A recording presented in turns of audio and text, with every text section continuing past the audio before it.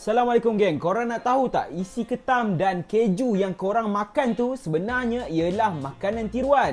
So, ini adalah 5 makanan tiruan yang popular dalam kalangan rakyat Malaysia. Jom kita tengok sama-sama. Yang kelima, kita ada keju. Sebenarnya keju yang kita makan tu bukanlah 100% keju yang sebenar. Disebabkan rakyat Malaysia ni terlalu suka akan keju. Kalau kita boleh lihat, popiah cheese, popiah keju, ayam keju, semua nak buat ikan keju, roti canai pun ada keju.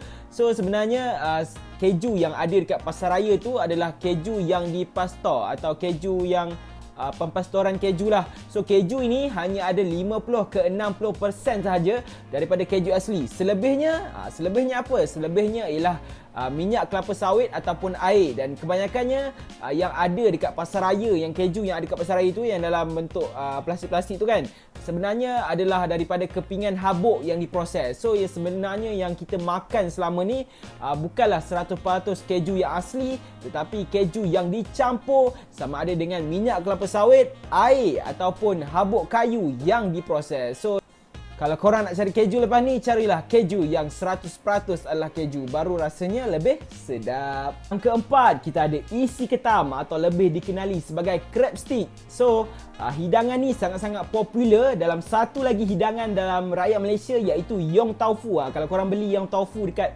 pasar malam atau kedai-kedai yang tepi-tepi jalan tu kan, mesti ada pilihan untuk kita ambil isi ketam untuk kita campur dalam kita punya yang lain-lain lah. So, isi ketam ni sebenarnya berasal daripada Jepun. Kenapa Jepun buat isi ketam ni? Sebab dia nak tolong orang-orang yang tak mampu untuk beli ketam yang sebenar dan mereka menggantikan dengan filamen ketam. So isi ketam ni sebenarnya diperbuat daripada tepung dan dicampurkan dengan isi ikan sahaja. Maksudnya kalau korang nak tahu, sebenarnya ia ialah bukan 100% daripada isi ketam. Ia hanyalah tepung dan campuran ikan, dan ada campuran-campuran yang lain lah.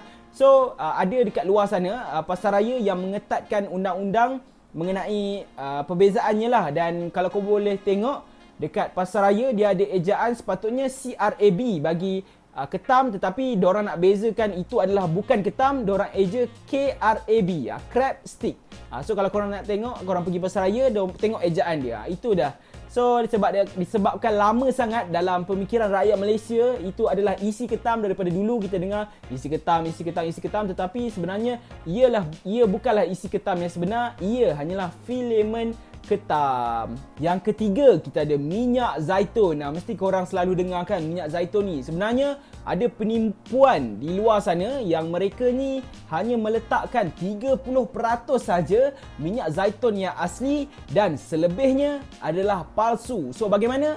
Ada satu sindiket dekat Itali, mereka ni beli minyak zaitun yang asli dan mereka mencampurkan dengan minyak yang lain. Maksudnya dia ambil 30% dia minyak asli, dia campur dengan 70% minyak yang lain.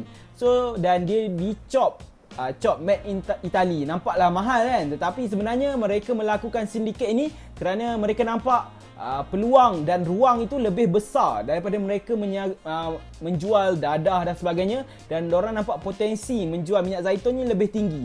So diorang buat sindiket macam tu. So korang kalau nak beli minyak zaitun lepas ni, korang hati-hati dan tengok berapa peratus kadar minyak zaitun tu dan baru korang beli. Kalau korang beli made in Italy tu, berkemungkinan ada yang tak original lah. Maksudnya 30% lah original, yang 70% tu minyak yang lain. So hati-hati. Yang kedua, kita ada whipped cream. Whipped cream ni selalunya kalau korang beli Starbucks, beli aiskrim yang dia ada letak kat atas dia macam topping tu, sebenarnya ada dua jenis. Satu memang original, maksudnya 100% krim tu, dan yang kedua dia ada campuran susu dan lain-lain lah, bahan-bahan lain. Maksudnya krim tu hanya sedikit dan selebihnya adalah campuran bahan yang lain. So kalau korang beli lepas ni, korang tengoklah, ada yang 100% memang original cream dan ada campuran. Dia ada dua jenis. So lepas ni korang boleh tengok.